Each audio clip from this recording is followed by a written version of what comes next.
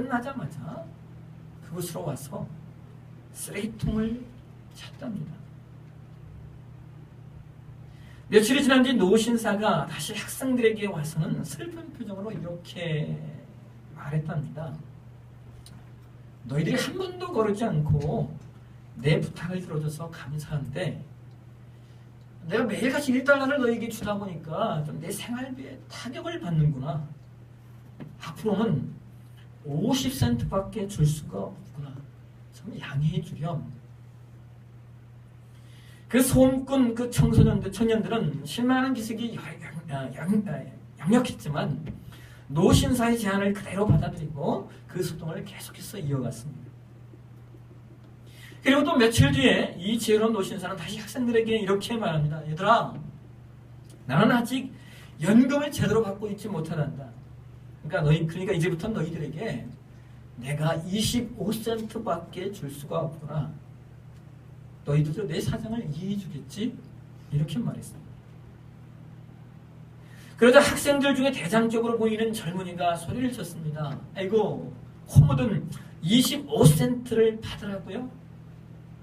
고작 동전 하나를 받기 위해서 우리들은 날마다 여기 와서 쓰레기통을 걷어차란 말입니까? 정말 제정신이 아니시군요. 우리는 그만두겠습니다. 더 이상 계속하지 않겠어요. 하고는 횡하니 가버리고 말았습니다. 그 후로 노신사는 그곳에서 평화스럽게 정적을 누리며 살 수 있었습니다. 사랑하시는 여러분, 이 노신사가 아이들에게 보인 행동은 동기를 변화시키면 그것이 행동에 어떤 영향을 미치는가 하는 것에 대한 내용입니다. 학생들이 휴지통을 찬 동기는 처음에는 단순히 재미였어요. 재미. 이 단순한 재미는 지극히 내적인 동기를 통하여 만들어진 것이죠. 그런데 이 내적인 동기를 통하여 만들어진 행동은 일단 재미를 붙이면 그것을 제지하기는 쉽지가 않습니다. 그래서 노신사는 그 재미를 금전적 보상으로 바꾸어 버리면서 그것을 내적 동기에서 외적인 동기부여로 만들어 버리는 거예요. 금전적 보상이나 대가도 외적인 동기부여이긴 하지만 행동을 유발하는 동기가 됩니다. 그러나 그 후 금전적 보상을 점차 줄여나감으로써 자연스럽게 외적인 동기부여가 약화되면서 결국은 그 유발 동기를 제거시켜버리는 겁니다. 여러분, 아주 쉬운 예로 이웃에 거동이 불편한 할머니가 사시는데 근처에 사는 젊은이가 일주일에 한 번씩 할머니를 위해 대신 장을 봐주었대요. 청년이 기쁜 마음으로 그 일을 즐기면서 장을 볼 때마다 그 할머니와 이 대화 상대가 되어주었는데요. 근데 오늘 할머니가 이렇게 말하는 거예요. 총각, 참 감사하네. 나에게 그 금전적, 경제적 여력이 있기 때문에 내가 총각이 한번 장을 봐줄 때마다 내가 3만 원을 주겠네. 이렇게 얘기를 했대요. 근데 여러분, 결과가 어떻게 되는 줄 아십니까? 이 청년이 더 열심히 했을 것 같으세요? 하다 말았을 것 같습니다. 우리 생각에 이제 금전적 보상이 주어졌으니까 더 열심히 했겠지라고 생각하는데 이 청년이 오히려 그 일을 얼마 못 가서 못하게 됐다라고 하는 거예요. 왠지 아십니까? 처음에는 내적 동기가 부여돼서 스스로 했지만 나중에는 그것이 외적 동기부여가 되어서 점점 왠지 그 보상이 작은 것 같고 시간이 가면 갈수록 그 보상이 자기가 하는 수고에 비해서 작게 여겨지면서 그 일을 오래 하지 못했다라고 하는 거예요. 여러분, 사람이 어떤 일을 하도록 만드는 것이 동기부여인데 그 동기부여에는 내적 동기부여와 외적 동기부여가 있습니다. 내적 동기부여는 내면에서 일어나는 것으로 어떤 일을 정말 즐겁게 또는 기꺼운 마음으로 하게 만드는 것이고, 외적 동기부여는 자발적으로 할 의사가 없는 일을 하게 만드는 것이죠. 그런 일을 하는 까닭이 무엇입니까? 그로부터 보상을 받거나 또는 처벌을 받지 않기 위해서입니다. 이 두 가지의 동기부여는 동시에 작용을 합니다. 그렇지만 내적 동기부여가 차지하는 비중이 높으면 높을수록 성취도와 만족도가 높고 더 잘 어울리고 화합합니다. 무엇보다 외적인 보상, 이를테면 돈을 받지 못하더라도 그 일을 계속할 확률이 높아진다는 것이죠.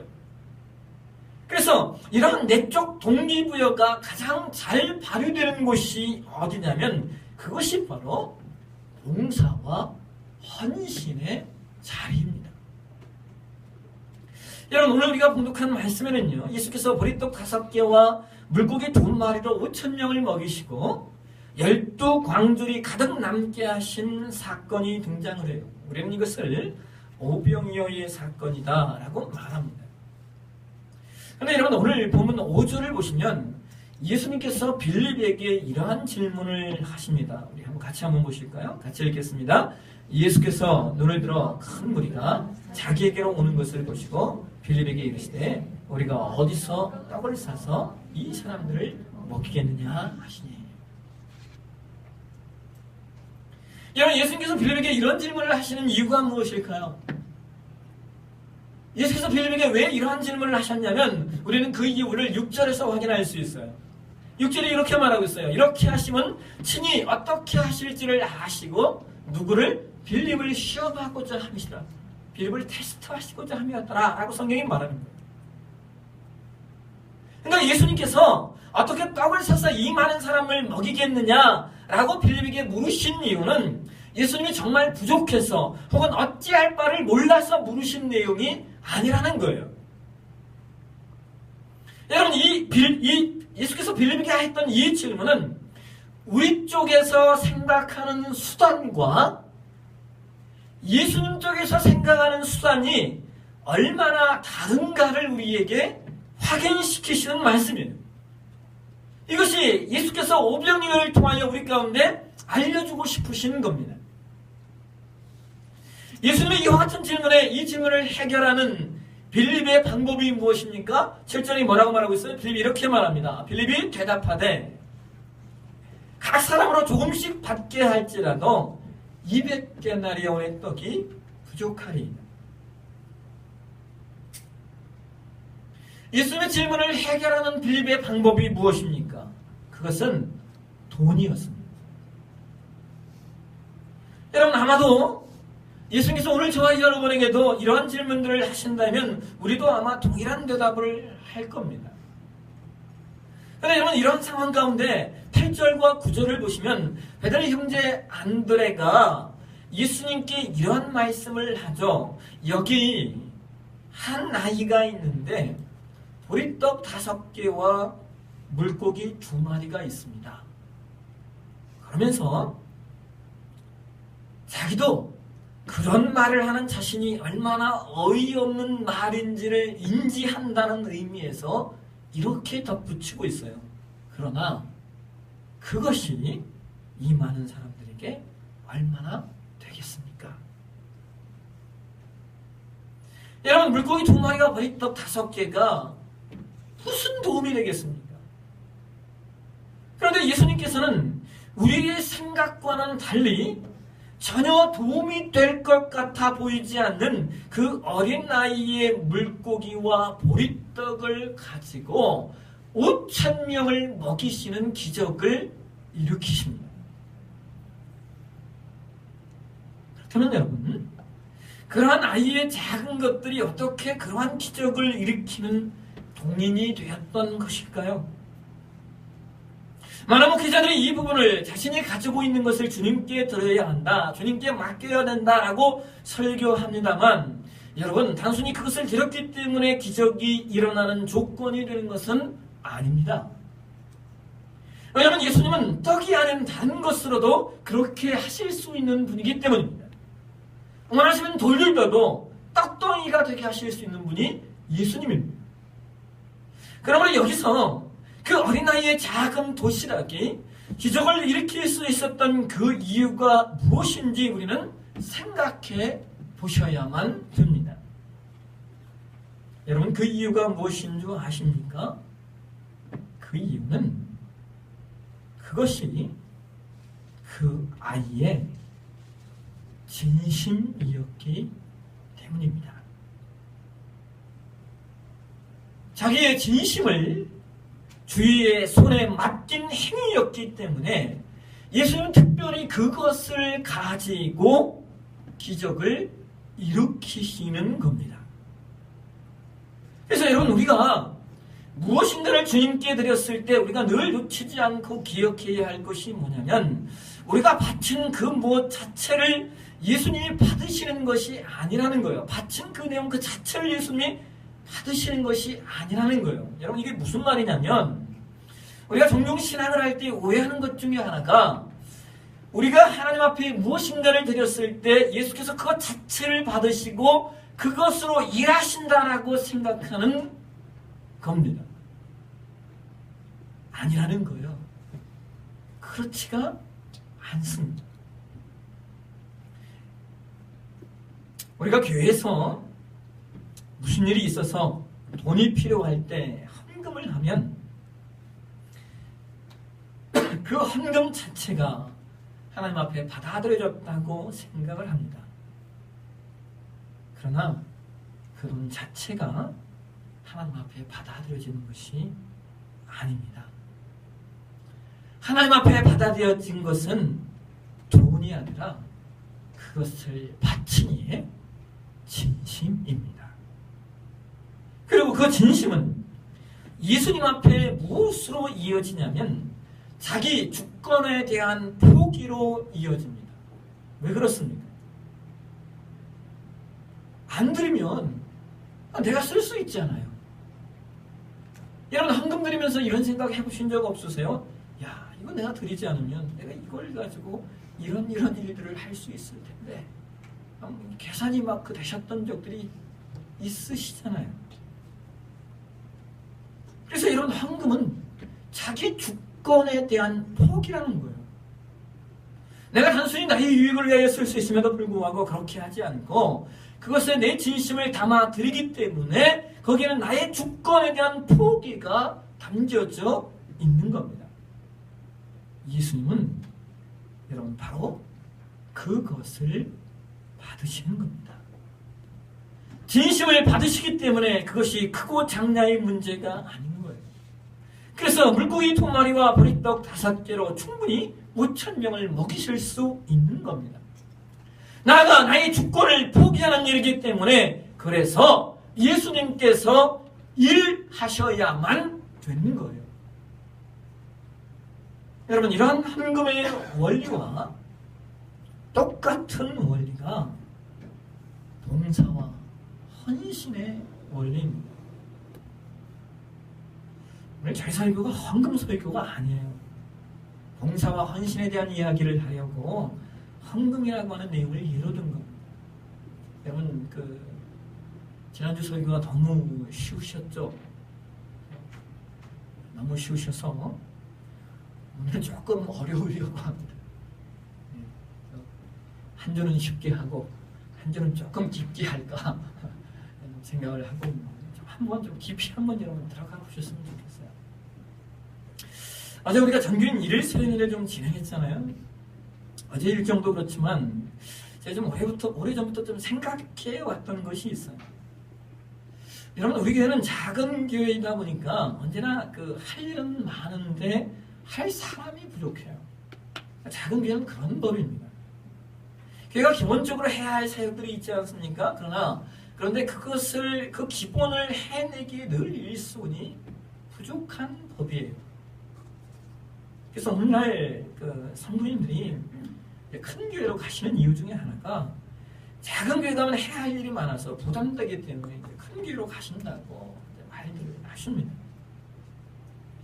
그런데 여러분, 우리가 신앙하면서 봉사만큼 우리의 진심을 하나님께 올려드리는 내용이 또 없습니다. 봉사 또한 우리의 주권을 하나님 앞에 포기하는 거예요. 왜냐하면 나의 시간과 나의 힘과 나의 열정을 그것에 쏟아야 하기 때문입니다. 제가 이렇게 보면 한국의 성도들은 이 봉사의 원리를 제대로 이해하고 있지 못한 면이 참 많이 있어요. 여러분, 제가 뭐 나이는 이렇게 많지 않지만 그래도 사역 연수가 오래됐다 보니까 참 여러 교회에서 여러 성도들을 보아왔어요. 제가 예전에 사역했던 한 교회는 주일날만 되면 이 부엌에서 집사람들이 얼마나 싸우는지 몰라요. 한 달이면 보통 한두 번은 싸워요. 어떤 때는 뭐 깨지는 소리도 나고. 그래서 뭐 밥 먹기가 무서운 거예요. 밥 먹기가. 근데 또 보편적으로 교회들이 이 참 어려운 것이 봉사를 누구만 하냐면 늘 완장 찬 사람만 봉사하는 거예요. 여러분 완장 아시죠? 완장. 완장 차면 봉사하고 완장 차지 않으면 안 하는 거예요. 늘 하는 사람만 하게 되고 또 그 하는 사람도 늘 어려워요. 여러분 우리 교회가 그렇다는 말이 아니에요. 예전에 제가 있었던 교회에 그 교회가 그랬어요. 여러분 왜 이런 일들이 교회 안에 생기냐면 모두 다 봉사가 무엇인지 모르기 때문에 그런 겁니다. 여러분 성경이 요구하는 교회 안에서의 봉사는 어떤 선행적 차원이나 혹은 어떤 자신의 존재성을 증명하기 위한 수단으로 사용되어지는 것이 아니에요. 여러분 제가 오늘날 학교에서 아이들에게 그 봉사활동 시키는 거 있잖아요. 그 봉사 참 우스운 게 뭐냐면 봉사활동 가서 봉사하고 뭐 받아오래. 그걸 가지고 또 점수를 매겨요. 여러분 이게 무슨 봉사예요? 이미 조건이 수반되었잖아요. 봉사는 전적으로 내적 동기가 부여되어야 되어지는 것인데 이미 외적 동기부여가 있는 거예요. 그러니까 별 효과가 사실은 없는 겁니다. 여러분 봉사라고 하는 것은 예를 들어 우리가 고아를 돌보았다고 할 때 여러분 돌보는 그 자체가 목적일 수는 없어요. 돌보는 것은 어떤 목적을 가지고 있죠. 즉 그들이 힘있게 살아갈 수 있도록 위로하는 일이나 혹은 또 그들에게 무언가를 깨우쳐서 그들로 말미암아 건강한 삶을 살 수 있도록 하는 것이 목적이고 그것이 바로 봉사입니다. 돌보는 것 자체가 목적이라면 여러분 먹을 것 주고 옷 입혀주고 그건 봉사가 아니라 그냥 선행. 선행입니다. 선행. 이와 같이 성경이 요구하는 봉사는 그런 선행적 차원이 아니라는 거예요. 성도들이 종종 오해하는 것이 교회에서 여러 가지 일을 하는 것을 단순히 이 여러 가지 일을 하는 것 자체를 봉사라고 생각하는 경우가 얼마나 많은지 몰라요.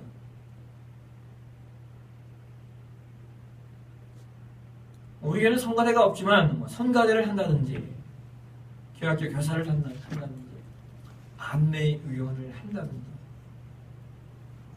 대표기도나 헌금위원을 한다든지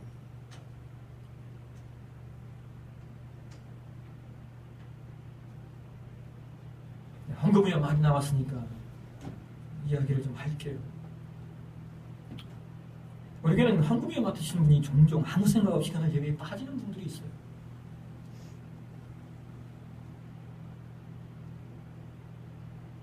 명확히 말씀드릴게요. 안 됩니다. 예배 한 순서를 맡은 분인데 그 예배 아무 연락도 없이 안 나온다면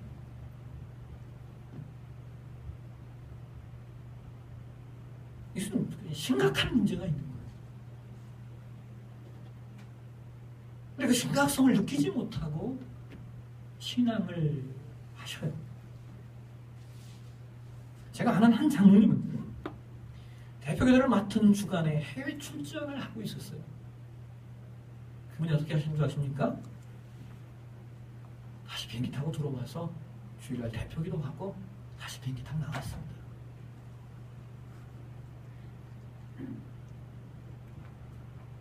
여러분 이것이 신자된 도리입니다. 도리.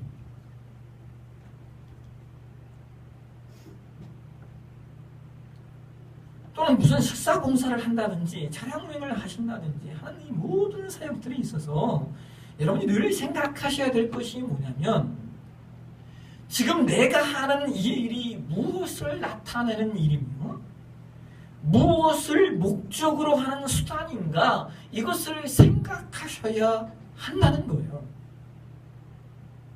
근데 그것이 없이 그냥 일 자체를 봉사로 생각하셔서는 안 됩니다. 다시 말씀드리면은 교회 안에서의 봉사라고 하는 것은 이것을 통하여 얼마나 그리스도가 더 나타나는가 그것이 목적이 되셔야만 됩니다. 이것을 통하여 나의 존재성이 증명되거나 혹은 단순히 그 일 자체에 매어버리게 되면 그것은 봉사가 아니라는 거예요. 나의 봉사로 인하여 예수리도 그분이 얼마나 더 잘 나타나지며 나의 봉사로 인하여 얼마나 예수가 더 많이 표현되는가 하는 것이 것에서 봉사가 등장하는 거예요. 예수 자신이 드러나시도록 만드는 것이 우리가 해야 할 봉사의 원리이어야만 됩니다. 그런 의미에서 교회 안에서 내가 행하는 모든 봉사는 그것을 통하여 자랑할 것도 없고 그것을 통하여 나의 존재성이 증명될 것도 없고 그것을 통하여 나의 나됨을 나타내 보이는 수단이 될 수도 없습니다. 여러분 제가 자주 말씀드리지만 제가 총각 때 시골에 여기 홍성보다 더 시골에 성도들 10명이 있는 교회에서 목회를 했던 적이 있어요. 아침에 일어나면 새벽 기도를 드리고 이렇게 일어나면 한 집사님, 나이 든 집사님이 바닷가였기 때문에 꼭 그렇게 여러분 아시죠? 맛 아시죠? 맛. 어제 맛 한 마리 1,000원 주고 사오셨대요. 그 맛으로 이렇게 된장을 끓여서 이렇게 놓고 가시는 제가 종각이었으니까 잘 먹었죠. 그게 봉사를 이렇게 열심히 하시는 거예요. 새벽 기도도 빠지지 않고 나오세요. 나이 스승님 거리도 멀지 않은데 걸어서 그 당시 뭐 지금은 돌아가셨죠. 그 당시 또 나이가 한 60대 이상 되셨으면 할머니셨어요. 거리가 먼데 그 거리를 이렇게 걸어서 새끼를 나오셔요. 대단하잖아요. 여러분 아침마다 젊은 이 총각 전도사를 위해 아침 식사를 마련해 놓고 새벽에도 빠지지 않고 나오시고 대단하잖아요. 근데 교회 안에서요 어떤 회의를 하려고 하면은 그 집사님 때문에 회의가 되질 않아요. 왠지 아십니까?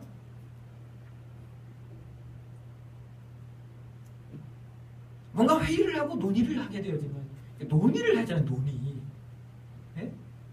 이 집사님이 논의하다가 자기가 말하는 자기가 내놓은 그 안건대로 그 논의가 진행되지 않으면은 이 집사님이 한마디 딱 하셔요. 에이 새벽 기도도 안 나오는 것들이. 그냥 끝나버려. 그냥 더 이상 논의가 안 되는 거예요. 그냥 에이 새벽 기도도 안 나오는 것들이. 그 한마디 딱 하시면은 그 다음부터는 더 이상 회의가 되질 않아요. 그리고 그래요. 집사님 하고 싶은 대로 하세요. 끝나버리는 거예요.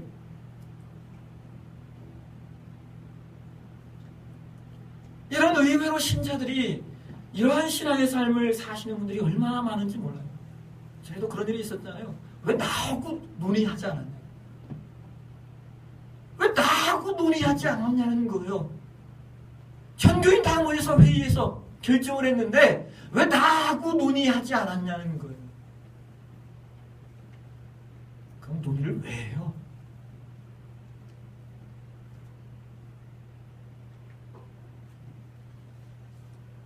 우리가 하나님 앞에 올려드리는 그 신앙의 모든 행위들이 또 다른 사람을 정죄하는 수단이 되어서는 안 된다라고 하는 거예요. 새벽기도가 가치 없다는 말이 아니에요. 봉사가 의미 없다는 말이 아니에요. 그것이 다른 사람을 정죄하는 수단이 되어서는 안 된다라고 하는 거예요. 왠지 아십니까? 하나님께서 이미 충분히 받으셨기 때문입니다. 그리고 그 충분히 받으신 하나님께서 저와 여러분의 헌신과 봉사 후에 반드시 은혜 주시고야 말 겁니다. 여러분, 그 은혜를 사람에게서 채우려고 하지 마십시오. 하나님께서 은혜 주시고야 맙니다. 여러분이 열심으로 행하시는 그 모든 헌신과 봉사를 통하여 오직 예수만이 나타났고 예수 그리스도 안에 있는 아름다운 열매를 주렁주렁 맺으셔서 여러분 삶과 인생을 통하여 주님이 누구이신가를 보여주실 수 있는 존재가 되어 주십시오. 주님이 보시는 것 그거 하나만으로도 충분히 만족하고 기뻐할 수 있는 그 신앙의 그 수준, 그 고귀함, 그 높은 수준에 저와 여러분이 나아가셔서